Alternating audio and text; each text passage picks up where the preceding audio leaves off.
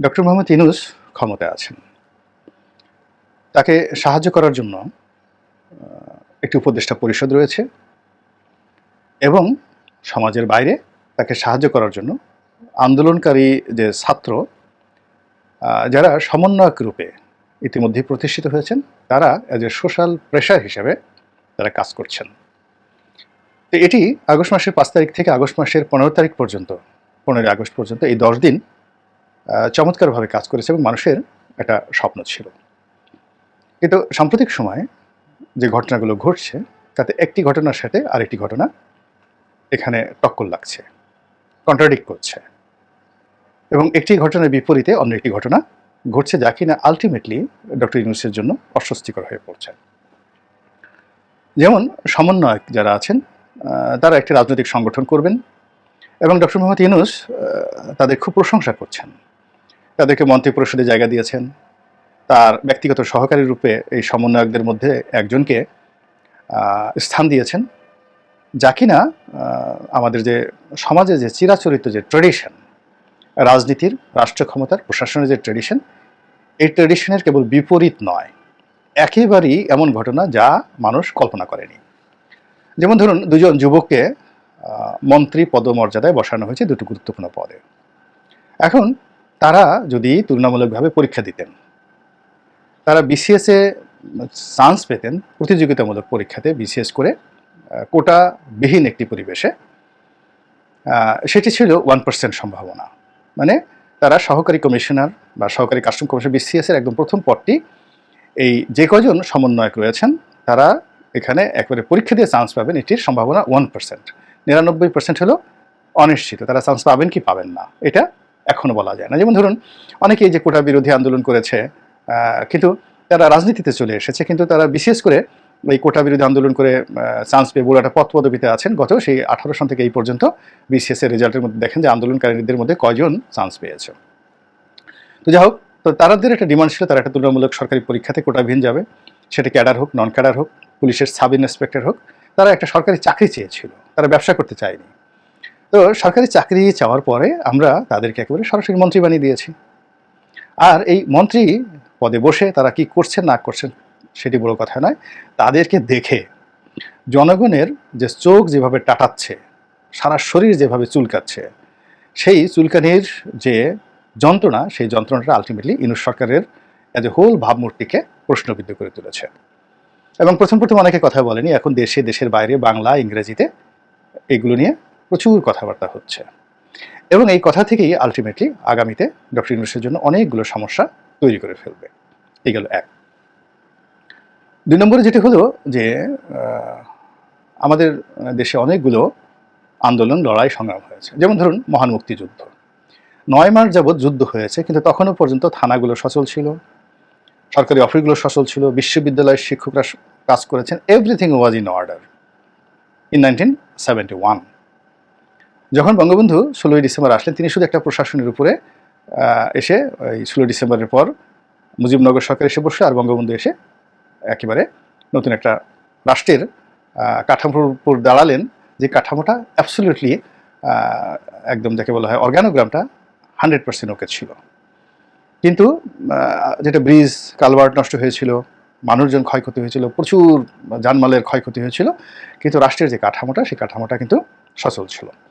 কিন্তু এখন দেখা গেল যে খুব অল্প কয়েকদিনের, 1 মাসের আন্দোলনের ফলে পুরো অবস্থা এমন হয়ে গেছে যে আসলে কোথায় মিলিটারি ক্ষমতা আছে, সেনাবাহিনীর ক্ষমতা আছে, কোথায় বিজিবির ক্ষমতা আছে, কোথায় সেনাবাহিনীর ক্ষমতার বাইরে গিয়ে পুলিশ কোথায় অ্যাক্ট করছে, এই জিনিসগুলো আমরা দৃশ্যমান হচ্ছে না। মানুষ একটা জায়গা থেকে আশ্রয় নেবে, নালিশ জানাবে, এই নালিশ জানানোর জায়গা চলে গেছে। এখন সবাই আগে যেমন মাজারে গিয়ে নালিশ জানাতো, তো এখন সেই অনেক লোক এসে, উগ্রপন্থীরা এসে মাজারগুলো পর্যন্ত ভেঙে দিচ্ছে। মসজিদে গিয়ে আপনি নালিশ জানাবেন, এখন জিজ্ঞেস করবে আপনি কি কওমি, আপনি কি আলিয়া, কোন নেশাবের মানুষ, আপনি কি জামাত করেন, নাকি আপনি হেফাজত করেন, নাকি আপনি তাবলিগ করেন।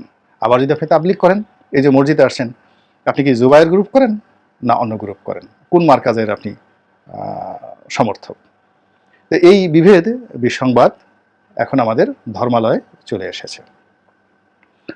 আপনি যদি রাস্তাঘাটে হাঁটেন, আপনি দেখবেন যে রাষ্ট্রের যে প্রধানতম বাহিনী পুলিশ, নোবডি ইজ অ্যাটেন্টিভ। কারোর মধ্যে উৎসাহ নেই, উদ্দীপনা নেই, দায়িত্ব পালনে তাড়া নেই। কেউ পকেটে হাত দিয়ে বসে আছেন, কেউ মোবাইল দেখছেন, চোখের সামনে গাড়িতে ট্রাফিক জ্যাম পড়ে আছে, কেউ হাত নেড়ে ট্রাফিক থামানোর চেষ্টা করছেন কিন্তু হাত অর্ধেক উঠে আছে। যেখানে 180 ডিগ্রি অ্যাঙ্গেলে হাত উঠবে সেখানে 90 ডিগ্রি অ্যাঙ্গেলে হাত উঠছে। ফলে যারা গাড়ি চালাচ্ছেন তারা বুঝতে পারছেন না তিনি কি ইতিবাচক ইশারা করছেন না নেতিবাচক ইশারা করছেন। এই জিনিসগুলো রাজপথে চলছে। ব্যাংকগুলোতে, শেয়ার মার্কেটে, ব্যবসা বাণিজ্যে যে অবস্থা, কোথাও ডক্টর ইউনূসের জন্য একটি ইতিবাচক নেই। তো সেক্ষেত্রে আমার প্রশ্ন যে ডক্টর ইউনূস এই বিষয়গুলি কি বুঝতে পারছেন? এটা কি তার বিরুদ্ধে কোনো ষড়যন্ত্র? তাকে ব্যর্থ করার জন্য কোনো প্রচেষ্টা? পুরনো ফ্যাসিবাদ আওয়ামী লীগ নতুন করে ফিরে আসার কি কোনো ষড়যন্ত্র? নাকি একটা অস্বস্তিকর পরিবেশ সৃষ্টি করে তাকে ব্যর্থ করে দিয়ে সারা দুনিয়ার কাছে তাকে অপদস্থ করার জন্য কোনো সুগভীর চক্রান্ত চলছে? এই বিষয়গুলো তাকে ভাবতে হবে। এবং তিনি যদি না ভাবেন তাহলে আমরা কিন্তু সবাই বিপদে পড়বে। এর কারণ হলো ডক্টর ইউনূস কিন্তু এখন আর কোনো ব্যক্তি নন। আমি মনে করি যে ডক্টর ইউনূস যে সময়টাতে ক্ষমতাতে বসলেন, বাংলাদেশে একটা সিঙ্গেল লোক তার বিরোধিতা করেনি। এমনকি আওয়ামী লীগের যারা লোকজন তাদের কষ্ট লেগেছে, কিন্তু তারা মনে করেছেন যে না, এই মুহূর্তে ডক্টর ইউনূসের চেয়ে ভালো মানুষ, যোগ্যতম মানুষ, সর্বজন গ্রহণযোগ্য মানুষ বাংলাদেশে দ্বিতীয়টি নেই, তারই এই মুহূর্তে ক্ষমতায় বসা উচিত। তো এখন আমরা তাকে নিয়ে যে বড় চিন্তা করেছি, তাকে নিয়ে যে বসিয়েছি, এই পুরো জিনিসটাই নির্ভর করবে তার সফলতার উপরে। তিনি যদি সফল হতে পারেন তাহলে আমাদের সবার সুখ এবং শান্তি বৃদ্ধি পাবে। আর তিনি যদি অসফল হয়ে যান তাহলে আমাদের মুখ দেখানোর কোনো জায়গা থাকবে না এবং আমাদের যত রকম সমস্যাগুলো রয়েছে সব সমস্যা সুদে আসলে বহুগুণ হয়ে যাবে। এবং কোনো কারণে যদি তার পরাজয় ঘটে তাহলে তার অবস্থানে যারাই আসবেন, সেটা বিএনপি আসুক, জামাত আসুক কিংবা আওয়ামী লীগ আসুক, তিনি এবং তার যারা সাঙ্গপাঙ্গ সবাই কিন্তু রাজনৈতিক প্রতিহিংসার শিকার হবেন। আর তিনি যদি বিজয়ী হয়ে ক্ষমতা হস্তান্তর করেন আগের তত্ত্বাবধায়ক সরকারগুলোর মতো করে, তাহলে তিনি পূজনীয় হবেন, স্মরণীয় হবেন, বরণীয় হবেন এবং আমরা বলতে পারবো যে আমাদের বাংলাদেশে একজন ডক্টর ইউনূস আছেন এবং ভবিষ্যতে বলতে পারবো ডক্টর মোহাম্মদ ইউনূস আমাদের ছিলেন। কিন্তু এই যে বর্তমান অবস্থাতে তার বিরুদ্ধে সেটা ষড়যন্ত্র হোক, পরিবেশ পরিস্থিতি যা কিছুই হোক না কেন, এটির বিরুদ্ধে তিনি কোনো কার্যকরী ব্যবস্থা নিতে পারছেন না। বঙ্গবন্ধু শেখ মুজিবুর রহমান যখন বাংলাদেশে এলেন পাকিস্তান থেকে, তিনি কিন্তু উইদিন 1 মান্থের মধ্যে বুঝতে পারলেন যে তাকে নিয়ে সুগভীর চক্রান্ত হচ্ছে। কী চক্রান্ত? প্রথম চক্রান্ত ভারত, দ্বিতীয় চক্রান্ত ভারতের যে একটা তাবেদার গ্রুপ ছিল যারা মুজিবনগর সরকারকে নিয়ন্ত্রণ করত তারা, তৃতীয়ত খন্দকার মুশতাকের নেতৃত্বে প্রো আমেরিকান এবং প্রো পাকিস্তানি একটা গ্রুপ ছিল তারা। চতুর্থ প্রবলেম ছিল যে যারা মুক্তিযুদ্ধে অংশগ্রহণ করেছে এই কর্মকর্তা, অংশগ্রহণ করেনি চোখ বুজে থেকেছিল তারা, আর যারা বিরোধিতা করেছে তারা, আর যারা পাকিস্তানে ছিল তারা। এই 4টি গ্রুপ রাষ্ট্রীয় বাহিনীতে তৈরি হয়ে গেল। ছাত্রলীগের মধ্যে 2টো গ্রুপ তৈরি হয়ে গেল। আর রাজনৈতিক যে সকল বন্ধু ছিল মুক্তিযুদ্ধের সময়, যারা সমন্বিতভাবে আমাদের এই সময়টিতে দেখবেন বিএনপি, আওয়ামী লীগ, জামাত সবাই মিলে কিন্তু শেখ হাসিনাকে তাড়ানোর জন্য কাঁধে কাঁধ মিলিয়ে যে যার অবস্থান থেকে কাজ করেছে, কোনো রকম যোগাযোগ ছাড়াই কিন্তু তারা এই কাজগুলো করেছে। একইভাবে 1971 সনেও কিন্তু তৎকালীন যত রাজনৈতিক দলগুলো আছে বাংলাদেশে, কলকাতাতে, যেখানে যেখানে থাকুক না কেন, তারা কিন্তু বসে বসে এই কাজগুলো করার চেষ্টা করেছে। কিন্তু যখনই দেশ স্বাধীন হয়েছে অমনি তাদের মধ্যে বিরোধ শুরু হয়ে গেছে, মারাত্মক বিরোধ। আওয়ামী লীগের সঙ্গে সেই ন্যাপের বিরোধ, আওয়ামী লীগের সঙ্গে কমিউনিস্ট পার্টির বিরোধ, তারপরে আওয়ামী লীগের সঙ্গে পূর্ব বাংলা সর্বহারা পার্টির বিরোধ, এরপর অন্যান্য যে সকল যাকে বলা হয় আন্ডারগ্রাউন্ডের দল ছিল সেগুলোর বিরোধ, জামাত ইসলামের বিরোধ, নেজাম ইসলামী পার্টির বিরোধ, মুসলিম লীগ তখন ছিল, মুসলিম লীগের বিরোধ, সব মিলিয়ে বঙ্গবন্ধু তছনছ হয়ে যাওয়ার মতো অবস্থা হয়ে গিয়েছিল তার। এবং তিনি সেই জিনিসগুলো সামাল দিতে পারেননি। সামাল দিতে না পারার কারণে তার পরিণতি কী হয়েছিল, তার সরকারের পরিণতি কী হয়েছিল, একটি স্বাধীন বাংলাদেশে যেভাবে অকাতরে 2 হাতে বিদেশির অর্থ সাহায্য করেছিলেন, সেই অর্থ বটমলেস বাস্কেট এর মতো অবস্থা হয়েছিল। ফলে দাতা যারা সংস্থা তারা হতাশ হয়ে গিয়েছিলেন যে বাংলাদেশকে আর টাকা দেওয়া যাবে না। এর কারণ হলো এখানে যা কিছু দেওয়া হয় তলা দিয়ে পুড়ে যায়, এটা তলাবিহীন ঝুড়ি, বটমলেস বাস্কেট, সেই যে বিখ্যাত হেনরি কিসিঞ্জারের সেই কুখ্যাত কথা।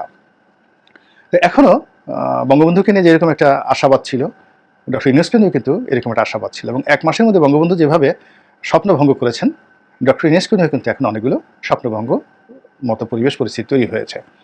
এবং এটি আমি স্পষ্টতই মনে করব যে তার বিরুদ্ধে অনেকগুলো ষড়যন্ত্র হচ্ছে, দেশের ভিতরে, সচিবালয়ে, বিচারালয়ে, পুলিশ হেডকোয়ার্টারে, রাজনীতির অফিসগুলোতে, ব্যবসায়িক সেই যে সংগঠনগুলো সেখানে, আন্ডারওয়ার্ল্ডে, জেলখানাতে, এমন কোনো জায়গা নেই যেখানে তার বিরুদ্ধে চক্রান্ত হচ্ছে না।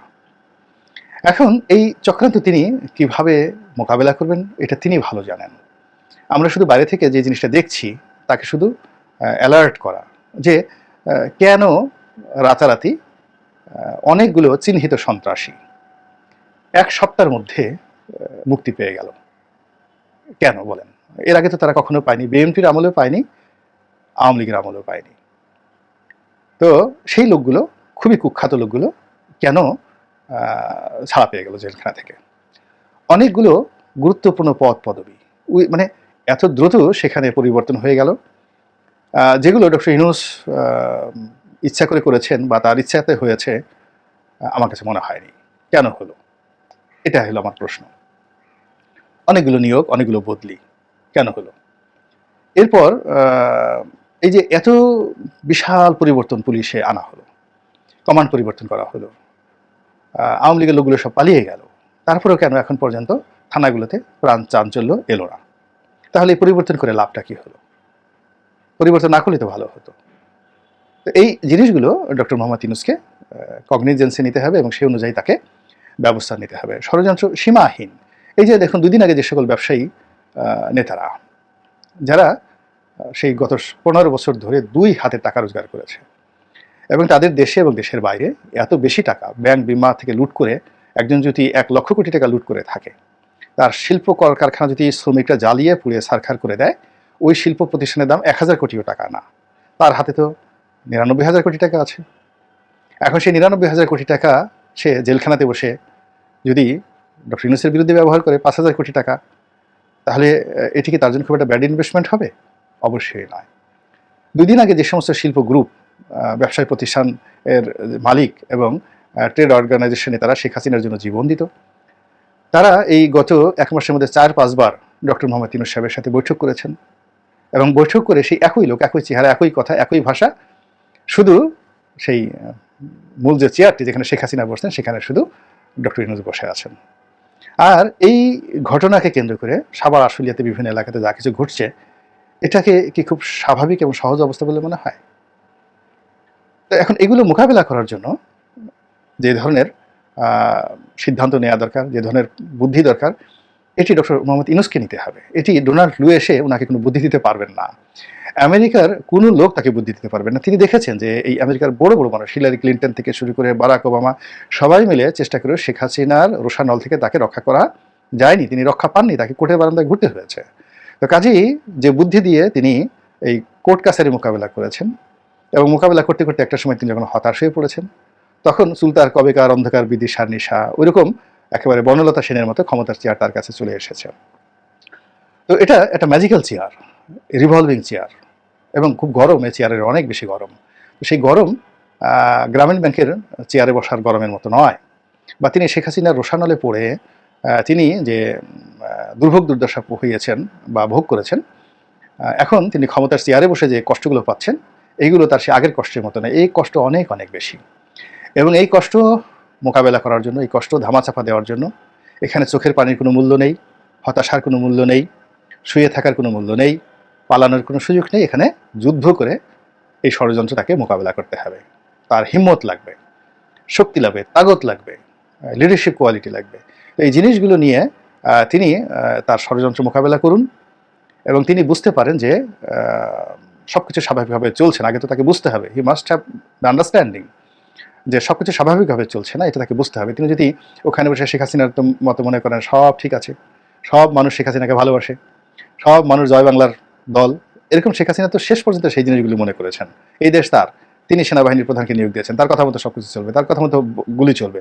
তিনি বন্দুক দিয়েছেন গুলি করার জন্য, বন্দুক দিয়েছেন চুমা দেওয়ার জন্য নয়। তো এরকম চিন্তা চেতনার ফলে শেখ হাসিনার যে পরিণতিগুলো হয়েছে, সেই পরিণতি সমস্ত ফ্যাসিস্টদের হয়। আর ডক্টর মোহাম্মদ ইউনূসদের মতো যারা মহান ব্যক্তি এবং যারা কর্মজীবন আরও মহান হয়ে পড়ে, তারা আগে যেখানে বসে তিনি সমস্ত সমস্যাগুলো বুঝতে পারেন। এখন ব্যাংকিংয়ের যে সমস্যা, সংস্কারের সমস্যা, ওরে মন্ত্রী বানানো, এরে বাদ দেওয়া, এইগুলো অনেক অনেক পেছনের সমস্যা। তার সামনে একটা ক্রাইসিস হিসেবে যে প্রবলেমগুলো আছে প্রতিটা মুহূর্তে, সেই ক্রাইসিসগুলো তাকে বুঝতে হবে, সেই ষড়যন্ত্রগুলো তাকে বুঝতে হবে, অ্যাসার্টেন করতে হবে এবং এই সমস্যা সমাধানের ব্যাপারে তাকে কার্যকরী ব্যবস্থা নিতে হবে।